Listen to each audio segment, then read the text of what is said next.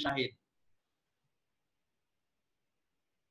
Guru saya, Dr. Ali Ahmadi Al-Hafidh, beliau mengatakan, dia bilang, amalkan.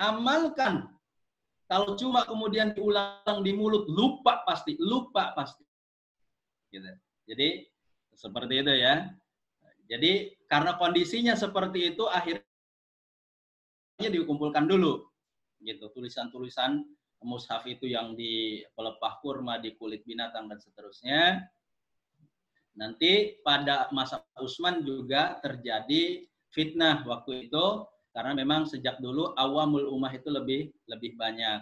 Jadi orang yang belajar ya beda qiraah istilahnya sekarang disebut, itu sudah saling menyesatkan, dan kemudian saling sudah hampir terjadi kemudian Hudzaifah ibnul Yaman sebagai tokoh Al-Qur'an waktu itu, sekembalinya dia dari Asia Tengah, mengusulkan kepada Khalifah Utsman bin Affan agar pembacaan umat disatukan. Dibuatlah 4 mushaf waktu itu. Jadi dibuat mushaf itu dalam kondisi tidak normal. Dalam kondisi normal, Al-Quran itu diturunkan, diwariskan dengan hafalan. Baik. Kemudian sunnah yang ketiga adalah sunnatu mudarasatil Quran. Sunnah karena bahasanya yudari suhul Quran. Jibril dengan Rasulullah itu. Apa itu tadarus? Tadarus yang dimaksud di sini adalah mempelajari. Bahkan ulama kita lebih detail mengatakan sunnatu mudarasatil Quran ini maksudnya sekelompok orang sama-sama mentadaburi Al-Quran, kemudian mempresentasikan hasil tadaburnya. Nah, itu. Jadi itu mudarasatil Quran atau tadarus, bukan tadarus membaca, karena tadarus itu dari darosa.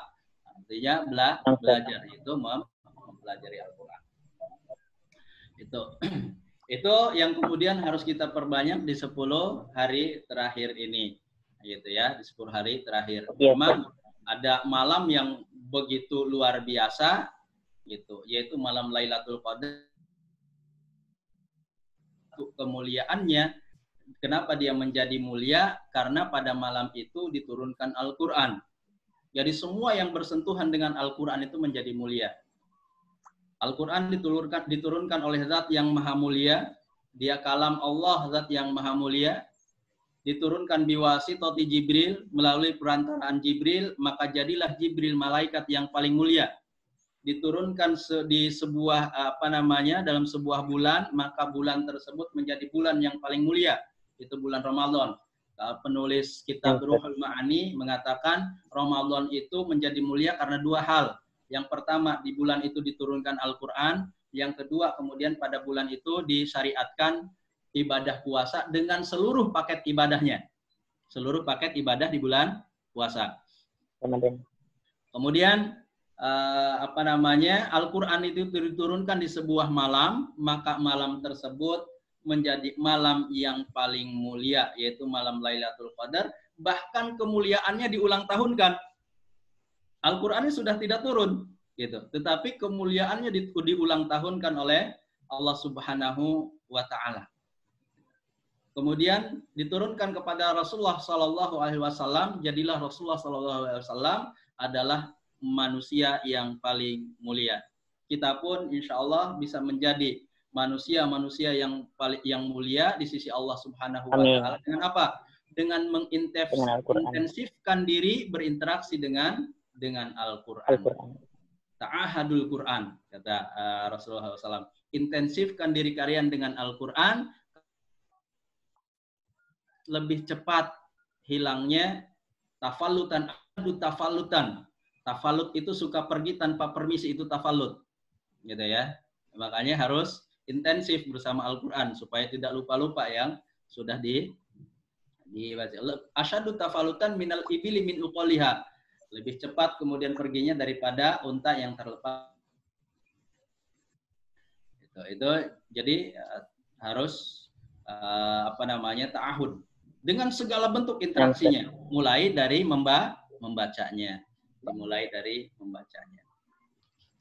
Baik. Dan Lailatul Qadar ini nanti bukan hanya salah satunya karena turunnya Al-Quran ini. Ini Ustaz, Tapi dia yang adalah permasalahan sesuatu utamanya yang misalnya dahsyat. Ustaz, untuk perempuan Ustaz yang mungkin sedang berhalangan, yang bisa menyentuh Al-Quran Ustaz.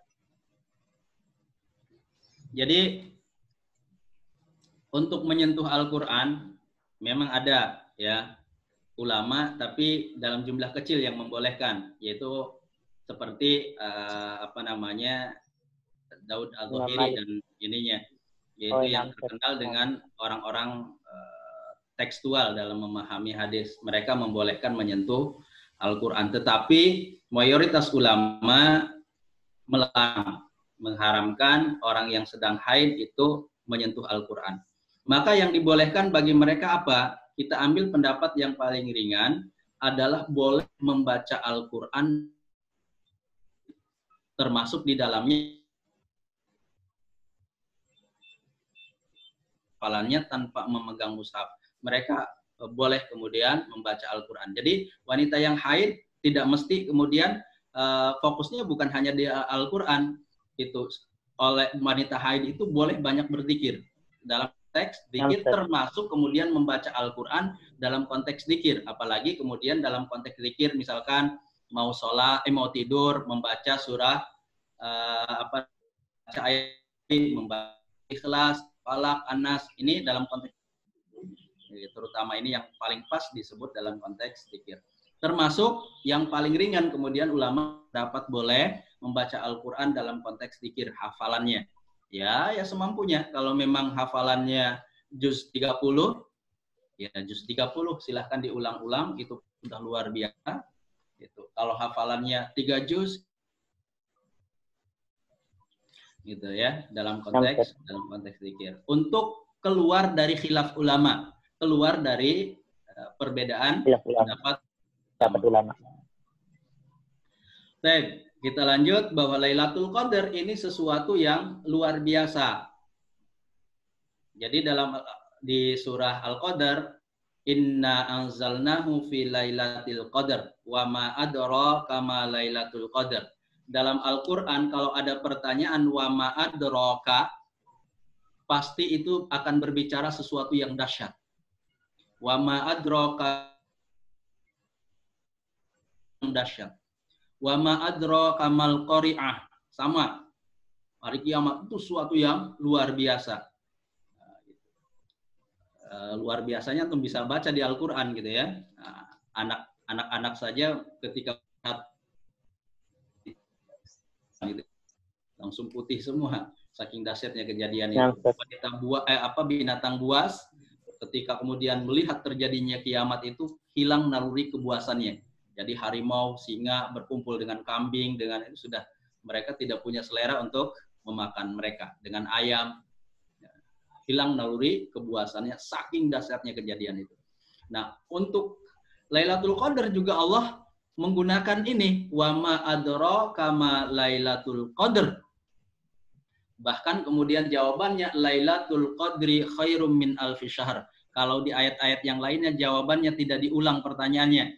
Tidak kemudian wa ma adraka mal hutam, tidak kemudian al-hutamah, tidak, langsung saja. Kemudian narullahil muqadah, langsung saja. Wa ma adraka mal hutamah narullahil muqadah, langsung. Tapi untuk Lailatul Qadar diulang dulu, Lailatul Qadri khairum, kata ini di mana kemudian Lailatul Qadar menjadi agung karena turunnya Al-Quran. Tidak ada yang lebih, yang kiamat dahsyat, iya dahsyat. Kemuliaan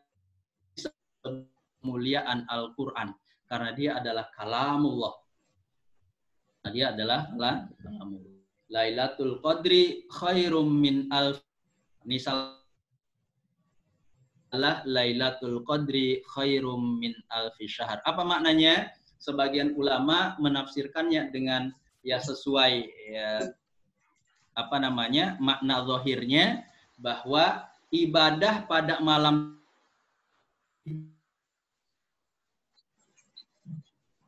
dilakukan 1000 tahun pada 1000 bulan pada hari-hari yang lainnya. Misalkan sholat sunnah bukan pada malam hari itu lebih baik daripada sholat sunnah yang dilakukan 1000 bulan pada hari-hari yang lainnya selain Lailatul Qadar. Tapi sebagian ulama mengatakan maksudnya khairum min alfi syahr adalah takfir, untuk menunjukkan banyak. Berapa batasannya kita tidak tahu batasannya, hanya Allah yang tahu. Bahwa kemudian pahala ibadah pada malam hari ini akan dipahalai begitu besarnya, begitu banyaknya oleh Allah Subhanahu wa taala, batasannya sebesar apa? Hanya Allah yang tahu.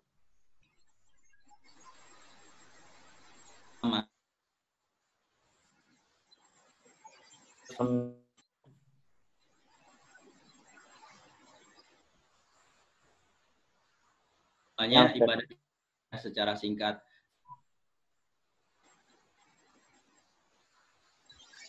Allahumma innaka afuwun tuhibbul afwa fa'fu anni. Ini berdasarkan hadis dari Aisyah. Aisyah pernah bertanya kepada Rasulullah SAW, ya Rasulullah, kalau saya mendapati Lailatul Qadar, apa yang saya baca? Rasulullah SAW bersabda, Quli Allahumma innaka afuwun tuhibbul afwa fa'fu anni. Ada komentar Ibnu Qayyim berkaitan dengan ini, yang kata beliau, ini luar biasanya doa ini.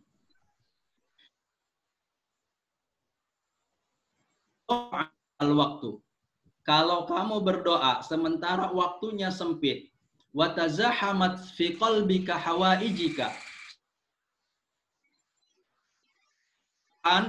kebutuhan Subhanahu wa taala yang ingin kamu mintakan kepada Allah Subhanahu wa taala.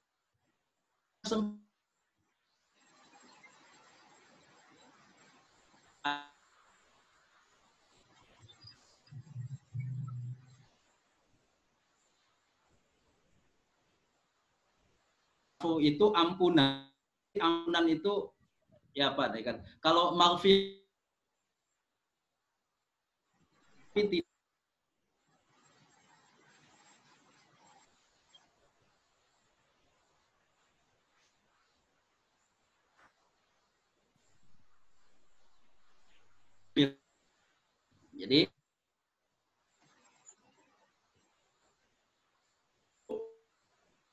Ibnu Qayyim, maka kemudian hawai jika Tuhanmu akan Allah penuhi Allah tuhibbul afwa fa'fu anni, maka jangan kemudian kita tawat 10 hari terakhir ini untuk memperbanyak doa Allahumma innaka afuwun tuhibbul fa'fu anni, terus yang banyak, dan kemudian ilhah. Apa itu ilhah? Ilhah itu merengek, ngotot gitu ya. Ngotot itu silahkan dalam berdoa itu ilhah. Nah, kemudian keutamaan yang berikutnya adalah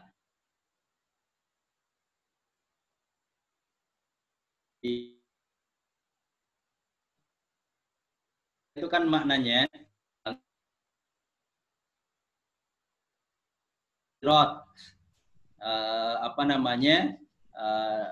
ditentukannya takdir pada malam hari itu. Kemudian yang ketiga adalah al-qadar itu dimaknai Allah yabsutur rizqa may yasha wa yaqdir.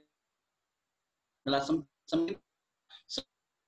duyun-duyunnya begitu banyaknya malaikat yang turun pada malam hari itu. Termasuk kemudian waruh, ruh itu adalah malaikat Jibril. Kebanyakan para ulama menafsirkannya. Jadi malaikat Jibril pun dinostalgiakan. Dia sudah tidak menurunkan, nostalgia akan turun pada malam hari itu, membersamai kemudian para malaikat pada malam hari itu. Apa yang mereka lakukan? Kata ulama bahas tanazzalul malaikatu warruhu fiha bi'izni rabbihim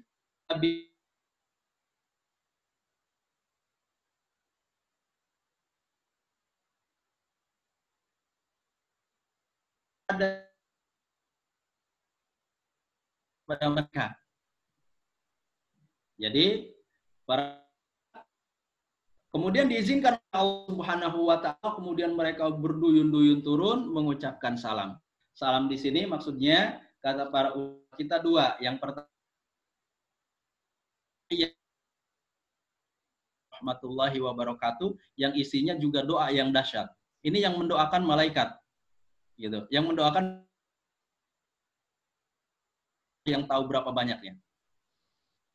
Dan yang kedua maknanya adalah untuk orang-orang yang beriman ada dalam keamanan dan keselamatan di dunia dan di akhirat tentu saja. Dan ini yang mendoakan banyak malaikat yang tahu.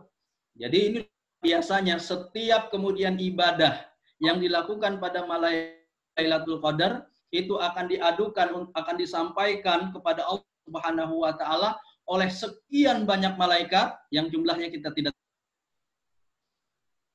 hanya Allah yang tahu berapa banyak, saking banyaknya. Kemudian setiap yang kemudian kita panjatkan, setiap doa yang kita mintakan pada malam hari ini itu di sekian banyak malaikat itu kepada Allah Subhanahu wa taala, maka kemungkinan besar dikabulkannya sangat besar. Bahkan ada keistimewaan tentang doa di bulan Ramadan terkait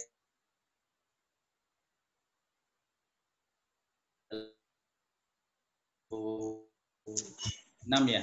Wa idza sa'alaka ibadi anni fa inni qarib ujibu da'watad da'i idza da'an. Kenapa Allah kata para ulama mengatakan ujibu da'watad da'i? Bukankah secara bahasa cukup ujibu da'i? Saya mengabulkan permintaan orang yang meminta, tetapi disebutkan dakwahnya ujibu da'watad da'i. Saya mengabulkan doa yang dipanjatkan oleh orang yang. Kenapa doa dakwahnya kemudian disebutkan? Karena keistimewaan dalam pengabulan doa tahun ini, kata para ulama, terutama doa yang dipanjatkan ketika kita sedang berpuasa. Doa itu sebagaimana hadis Rasulullah SAW, bentuk pengabulannya kan 3. Yang pertama kan apa yang diminta, yang kedua simpan sebagai pahala akhirat, dan yang kemudian yang ketiga itu bentuk pengabulannya dihindarkan dia dari bahaya yang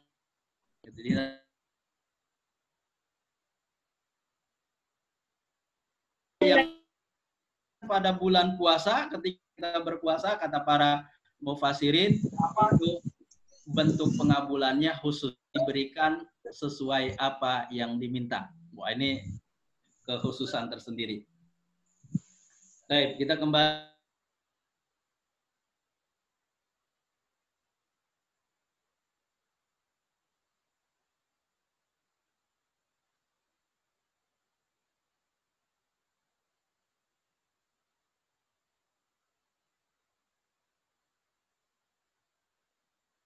Jadi untuk kemudian segala sesuatu yang kemudian segala urusan yang baik. Kenapa? Karena pada malam hari ini itu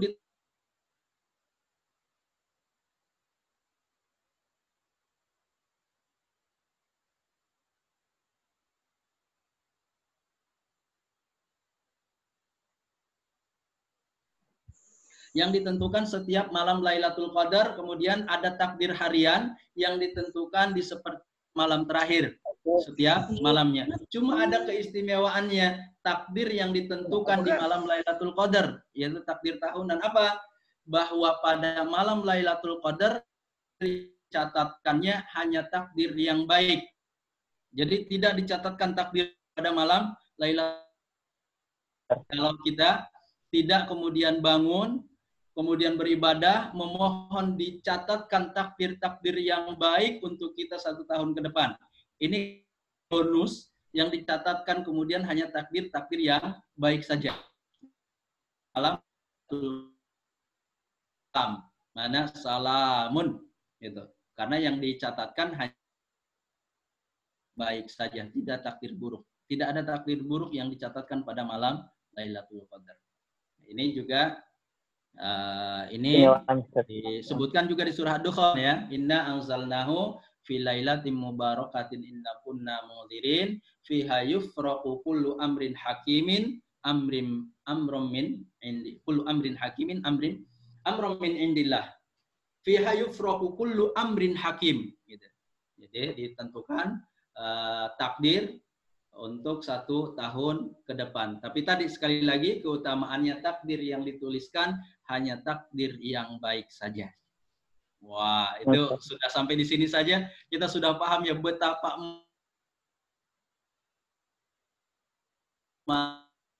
Ramadan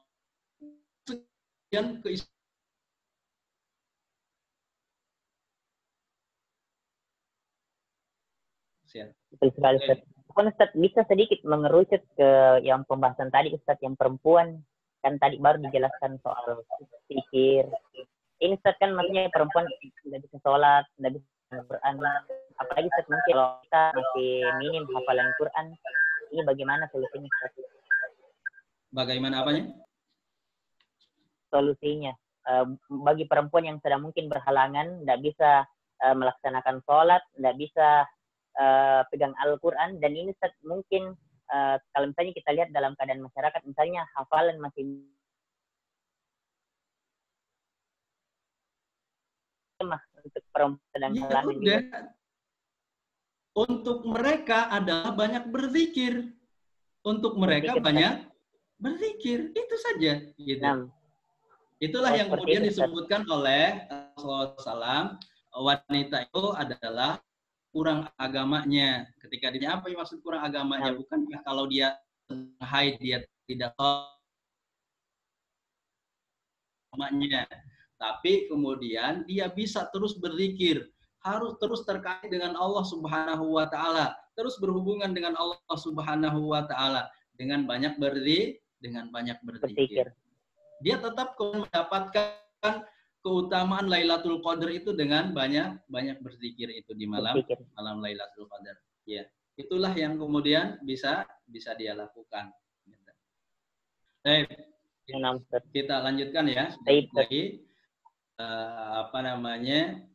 salamun hiya hatta matla'il fajar. Jadi bahas salamun tadi sudah saya bahas secara ringkas bahwa yang dimaksud adalah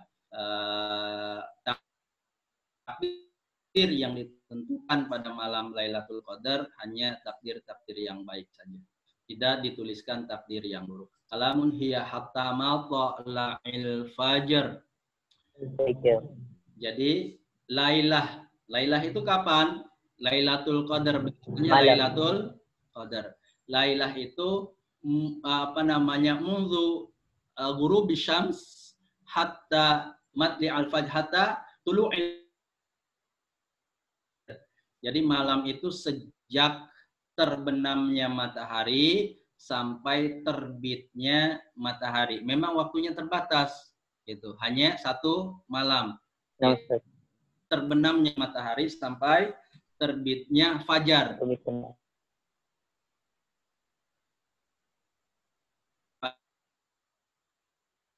Para yang asalnya dari wazan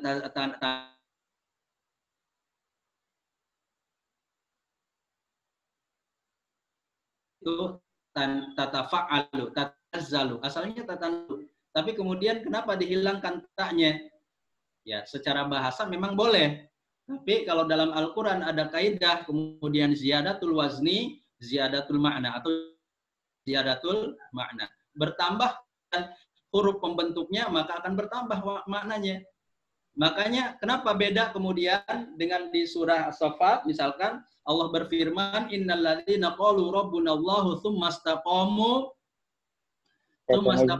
tatanazzalu alaihimul malaikah. Pakai tatanazzalu. Kalau di sini kenapa dibuang tanya surah malaikat yang kalau kemudian seorang mukmin menghadapi sakaratul malaikat datang kemudian mengabarkan Allah takhafu wala tahzanu. Jadi waktunya panjang, kapan saja dan lama. Jadi berlangsung lama, kapan saja ada seorang mukmin yang istiqomah menghadapi sakaratul maut, maka malaikat turun untuk kemudian memberikan kabar gembira Allah takhafu wala tahzanu wa absyiru bil jannah.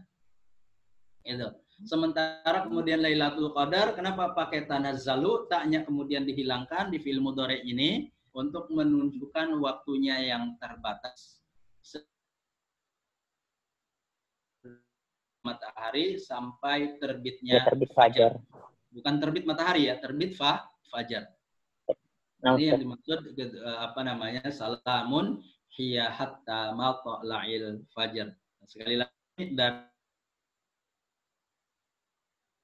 sekali betapa rugi kalau kemudian kita tidak menghidupkan 10 hari terakhir di bulan ini. Kapan carinya? Ya, Rasulullah tidak siang malam gitu ya.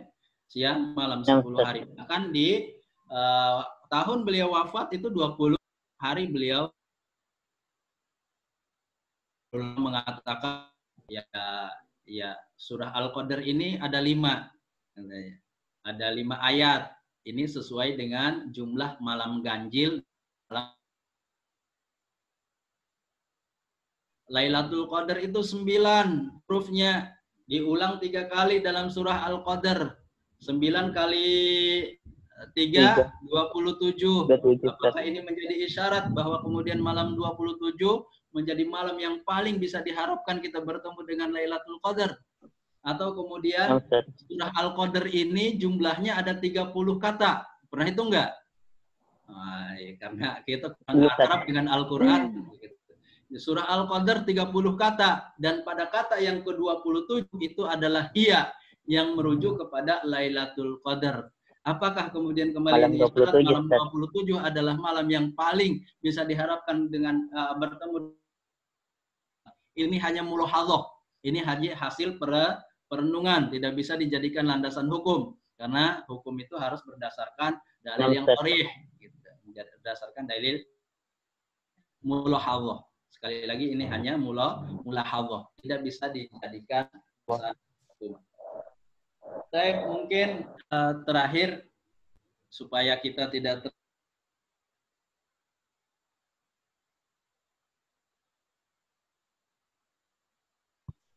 Salat Idul Fitri ini salat yang kemudian di dalamnya ada keluasan.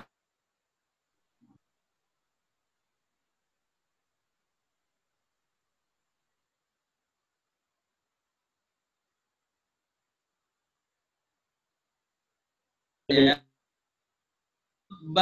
Yang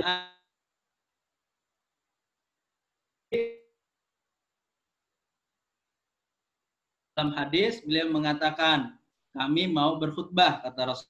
Barang siapa yang mau mendengar, silahkan duduk mendengarkan. Barang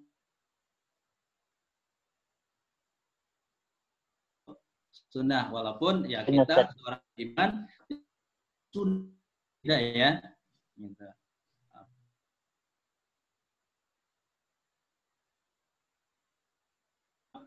Kartu seluler saja sering ganti kartu, gratis 500 SMS, ganti lagi, gratis 2 jam nelpon, ganti. Yes, ya ibaratnya sunnah itu seperti itu. Dengan keutamaan seperti itu saja kita kejar-kejar, apalagi sunnah dalam luar biasa ya keutamaannya. Jadi seperti itu yang khutbah pada dalam Idul Fitri, salat Id itu. Yang kedua, salat Idul Fitri itu walaupun wasallam selalu melaksanakannya fil musalla. Musalla itu bukan musalla menurut kita ya, musalla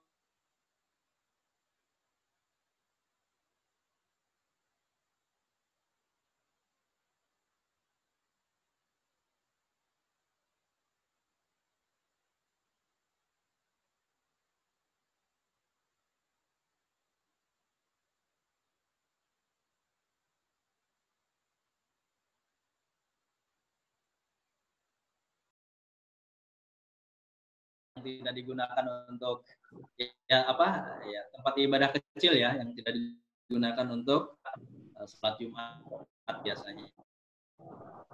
Nah, kemudian bagaimana untuk harus berjamaah? Nah, ini lagi. Ada keluasan. Boleh berjamaah, boleh juga sendiri-sendiri. Sebetulnya boleh sendiri-sendiri. Tidak mesti berjamaah. Tidak mesti berjamaah. Tapi yang afdolnya nanti kalau dilakukan berjamaah bersama keluarga ya ada khutbah. Ya, belajar lah ya khutbah. Jadi sekarang itu banyak imam dadakan, banyak khotib dadakan, alhamdulillah gitu ya. Nah, Ustaz. Untuk keluarga. Banyak katanya yang keringat dingin. Padahal dulu waktu ngegombalnya katanya, boleh nggak saya jadi imammu? Sekarang suruh jadi imam keringat dingin. Tiap malam trikul terus. Bosan istrinya sama anaknya. Kalau tarawih kok trikul terus. Gitu. Nah, sekarang juga nanti para bapak, ya ini kalau syaratnya berjamaah, ya, baiknya ada khutbah. Tapi mungkin itu pengantar dari saya juga sudah berkeringat ini bicara ya. Mohon maaf, mudah-mudahan cukup. Syukran jazakallah Ustaz materinya. Lebihnya mohon dimaafkan. Aku qouli hadza wa astaghfirullah li wa lakum. Assalamualaikum warahmatullahi wabarakatuh. Waalaikumsalam warahmatullahi wabarakatuh. Syukran jazakallah Ustaz atas materinya tentang beberapa poin. Jadi insya Allah kita akan buka sesi tanya jawab. Jadi kepada ikhwah dan akhwat sekalian yang mungkin ada pertanyaan mengenai materi yang kita bahas pada sore hari ini, ya teknisnya ada dua hal cara bertanya. Pertama dulu kami minta kepada operator kami untuk silakan aktifkan kembali suara ya dari teman-teman teman-teman yang sedang live Zoom.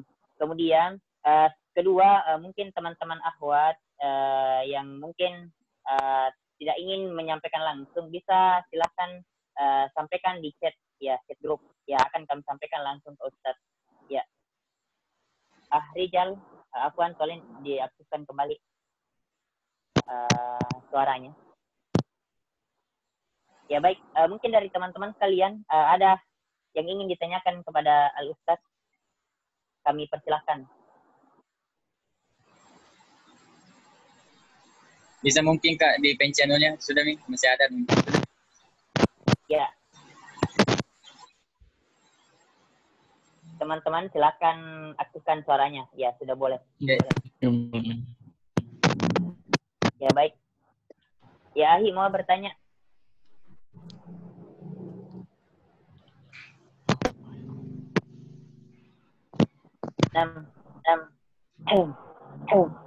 Ini Ustaz, ada satu pertanyaan yang masuk ke kami.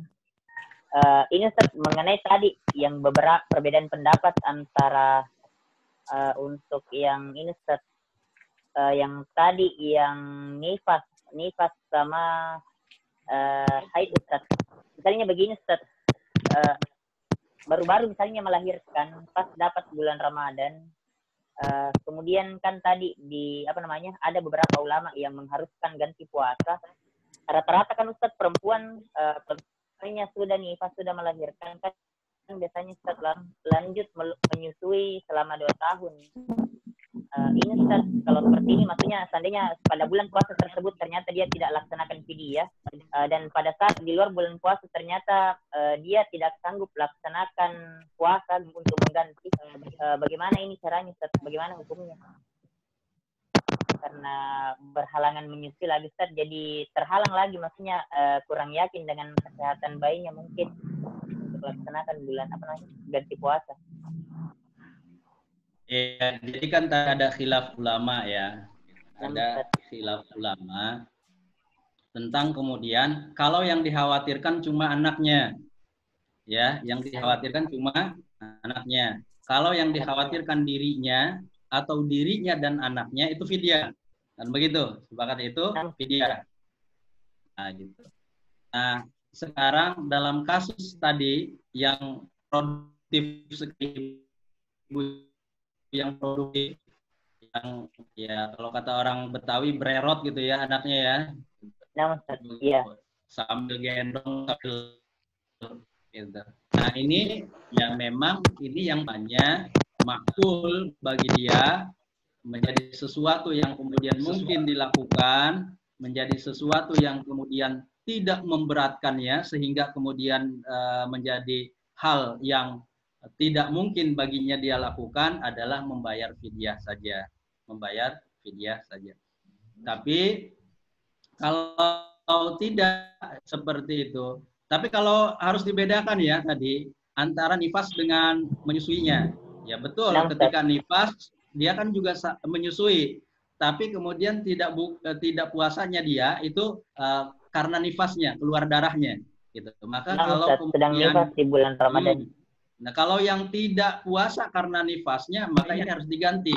Ini kodok, gitu ya. Ini kodok. Kalau nifasnya kodok. Kalau menyusuinya, nanti boleh fidyah. Gitu. Jadi seperti itu. Dibedakan. Jadi kalau nifas, karena saya tidak menemukan dalilnya. Untuk yang nifas, boleh fidyah.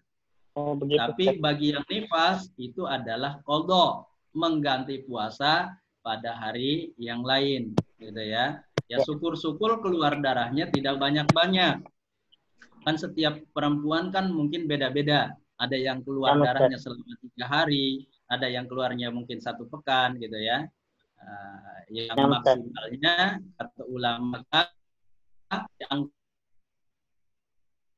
darah nifas maksimalnya itu 40 hari. Kalau setelah 40 hari masih keluar itu tidak dianggap darah nifas. Itu dianggap darah mustahadah. Tadi harus mandi, kemudian sholat dan puasa dan yang lainnya. Jadi seperti itu ya. Jadi nifas, untuk nifasnya itu adalah qadha, untuk menyusuinya boleh fidyah. Wallahu a'lam. Ya baik. Itu tadi jawaban dari Ustaz.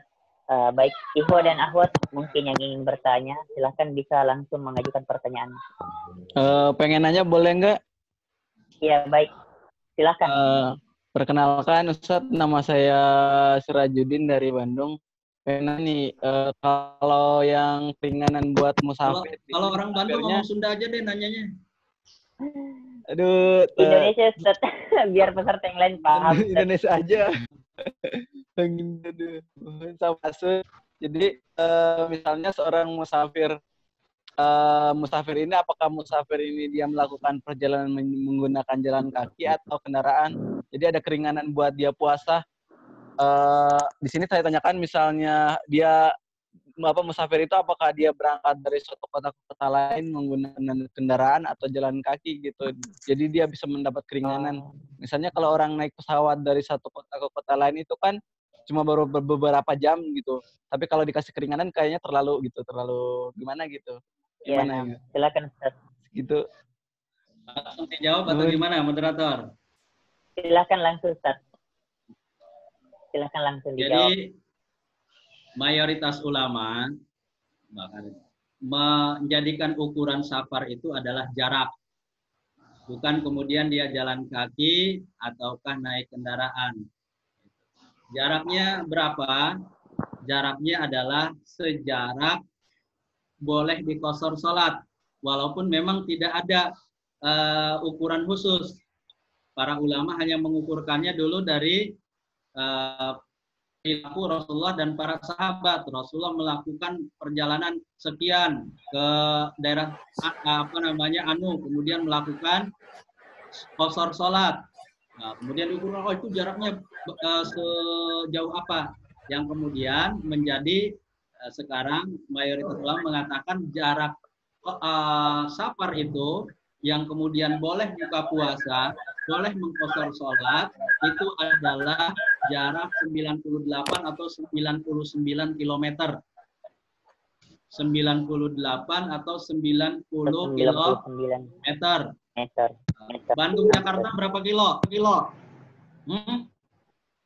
Kalau Banten Jakarta itu sudah 100 kilo tuh. Itu udah berarti sudah jarak safar. Sudah boleh mengqasar sholat, boleh buka puasa. Bagaimana kan sekarang naik pesawat? Kan tidak lagi menyulitkan safar sekarang. Kata para ulama, safar itu masih tetap sulit. Betul, secara fisik sekarang itu sudah tidak sulit safar itu. Tetapi secara mental, safar tetaplah safar, tetap berat dalam mental. Kenapa? Karena dia jauh dari keluarganya, belum kemudian ancaman kejahatan di jalan dan seterusnya. Maka safar tetap sulit, tetap berat dari sisi mental. Begitu kata ulama itu. Jadi yang jadi ukuran tetap jarak. Walaupun dia naik pesawat, kita ini dari Makassar kan ribuan kilo tuh ke Jakarta gitu. Padahal cuma 2 jam saja kalau naik pesawat, paling 2 jam 10 menit gitu kan. Sudah landing di di Cengkareng ya. Gitu. Nah, itu tetap saja kemudian itu sudah dianggap safar. Kenapa? Karena jaraknya yang jauh. Kenapa? Walaupun secara fisik tidak lagi seberat dulu, tetapi secara mental tetaplah berat safar itu. Jadi seperti itu. Wallahu a'lam. Ya, bagaimana saudara Sirajuddin? Sudah jelas jawaban dari Ustaz? Jelas. Makasih Ustaz. Ya. Baik. Selanjutnya Ustaz, ada pertanyaan masuk di kami. Ini Ustaz soal yang tadi yang dibolehkan untuk tidak berpuasa, yang salah satunya itu Ustaz pekerja keras. Ini Ustaz, apakah bisa dikiaskan antara yang tadi Ustaz sampaikan contoh pekerja tambak dengan petani Ustaz? Dengan para petani Ustaz, petani. Karena di Indonesia sekarang Ustaz berhubungan kebetulan antar musim hujan sekarang Ustaz dengan bulan puasa bersamaan. Kami lihat Ustaz banyak sekali sekarang mungkin petani yang tidak puasa Ustaz seperti itu karena harus mungkin mengolah sawahnya dan itu tidak bisa saat berpuasa Ustaz. Apakah dibolehkan mereka ganti di luar Ramadan? Tentu tidak bisa pukul rata ya, harus kemudian kita bagi yang kemudian tidak boleh tidak bekerja di bulan Ramadan gitu. Jadi misalkan dia buruh tani. Kalau kemudian dia tidak bekerja sebagai buruh tani, maka kemudian dia kehilangan nafkah untuk diri dan keluarganya. Gitu. Itu yang pertama. Kemudian pekerjaannya kalau dia puasa itu membuat dia binasa dalam tanda kutip. Itu bisa membuat dia sakit atau ya bisa membuat dia sakit misalkan karena saking kecapeannya atau bisa dia jatuh pingsan misalkan atau sangat berat bagi dirinya ketika dia puasa dalam pekerjaannya. Yang ketiga, kalau memang kemudian dia tidak punya keluasan rezeki sebagai bekal di bulan Ramadan tersebut, gitu. Jadi kalau dia punya bekal untuk kemudian tidak bekerja, misalkan di bulan Ramadan tersebut, kalau dia punya bekal, ya jangan bekerja dulu, gitu. Fokus untuk puasa. Tapi kalau dia tidak menemukan keluasan rezekinya di bulan Ramadan itu, harus bekerja. Kalau dia tidak bekerja, dia kehilangan nafkah untuk diri dan keluarganya, dan pekerjaannya itu membuat kemudian dia berat bagi dia berpuasa. Itu pekerjaannya itu berat, maka dia boleh berbuka. Nah, apakah kemudian mengganti fidyah atau qadha? Kalau pada hari yang lain dia menemukan hari di mana dia luang untuk mengganti puasanya, maka qadha. Tapi kalau sepanjang tahun dia seperti itu, tidak menemukan kemudian hari dia luang untuk mengganti puasanya, sementara kalau dia tinggalkan pekerjaannya, dia kehilangan nafkah untuk diri dan keluarganya, maka boleh fidyah. Jadi seperti itu.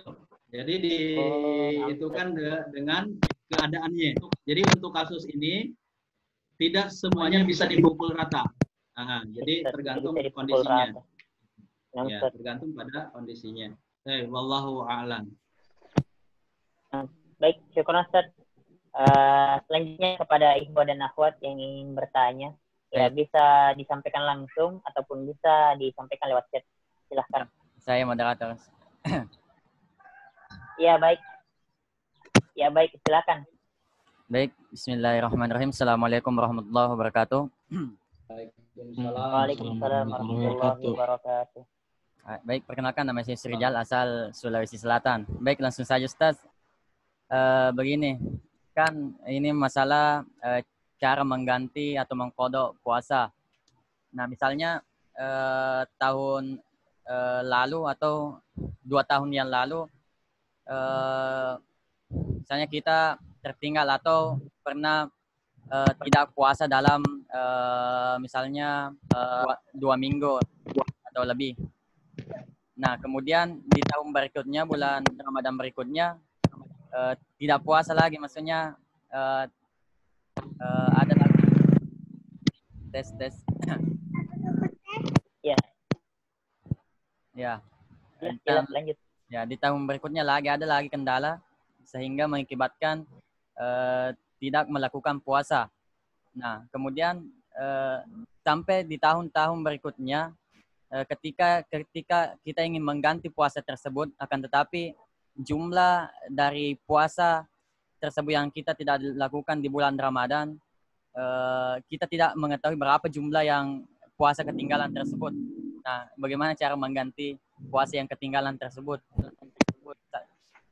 Misalnya jumlah puasa yang ketinggalan di bulan-bulan Ramadan yang lalu itu lupa, maksudnya kita tidak mengetahui jumlahnya berapa. Nah, bagaimana cara menggantinya? Terima kasih Ustaz. Barakallahu fikum. Baik. Silakan dijawab, Ustaz. Ini jawabannya talewak-lewak namanya. Iya, Ustaz. Iya. Bertahun-tahun tidak puasa. Seperti itu. Kalau kasusnya kemudian dia seperti wanita menyusui, tadi hamil dan menyusui, jelas, gitu ya.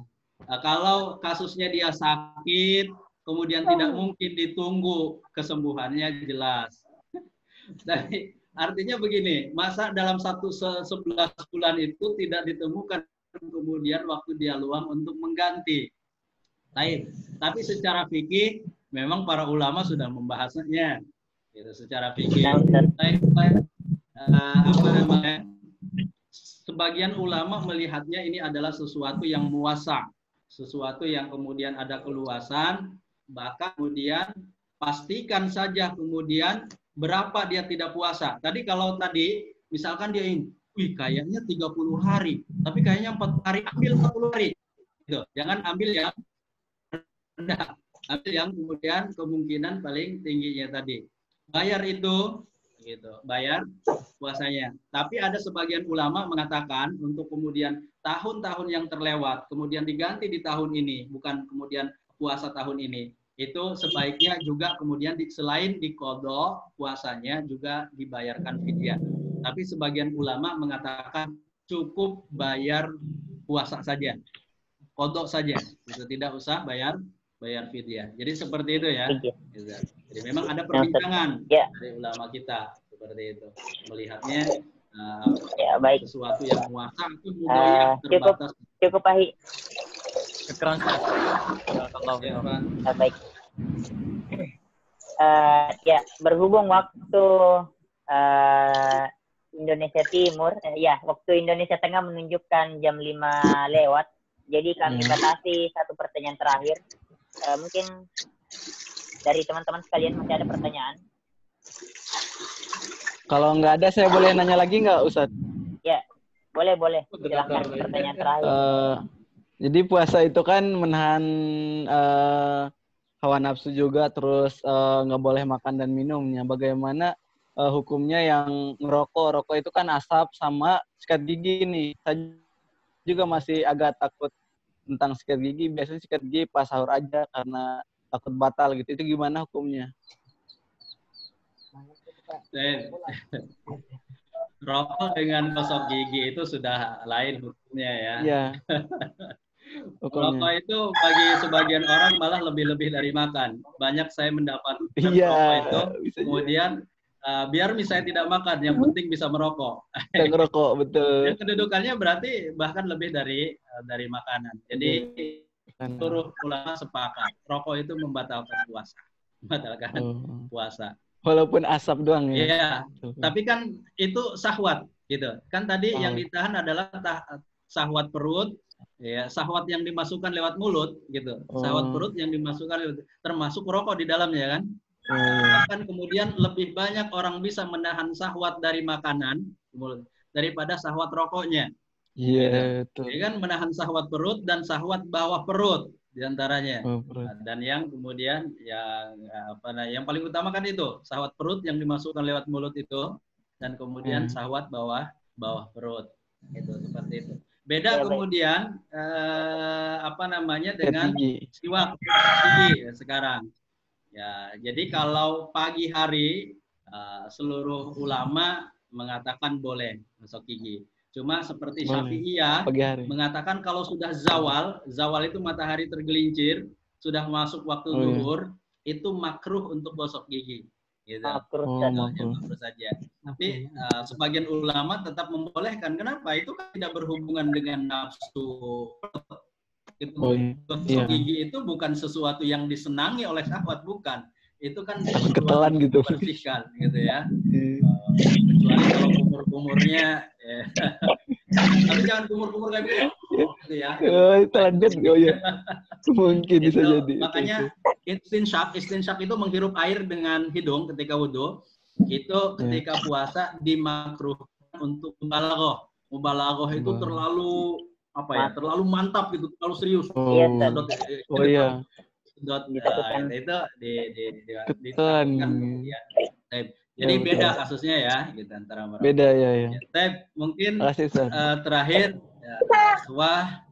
bahwa 10 malam terakhir ini ada Lailatul Qadar, di mana kemudian disunahkan diisi dengan hal-hal yang kemudian mengantarkan diri kita kepada kesadaran diri, kata ulama, dan juga kebeningan jiwa dan hati. Maka sebagian para ulama mengatakan indikasi seseorang itu mendapatkan Lailatul Qadar ketika kemudian dia menemukan kesadaran dirinya, keluar dari Ramadan menjadi pribadi yang lebih baik. Termasuk juga puasa. Kenapa ayat puasa ditutup? Wala ta'kulu amwalakum bainakum bil batili wa tudlu biha ilal hukami litakulu fariqam min amwalin nasi bil ismi wa antum ta'lamun.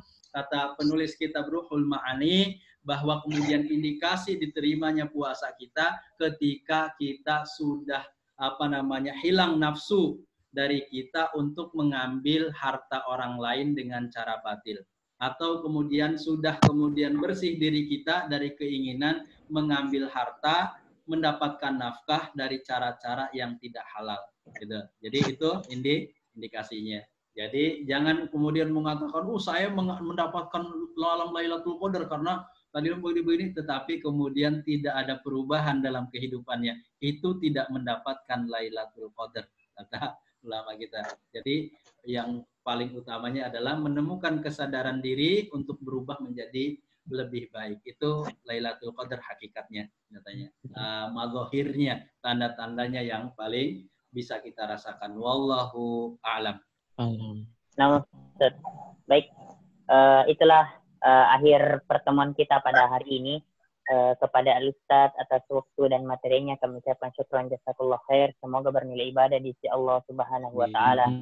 Dan juga kami ucapkan syukran jazakallah khair kepada ikhwah dan akhwat sekalian yang sudah sempat bergabung dalam kajian pena yang dilaksanakan oleh Forum Lingkar Pena Cabang Makassar.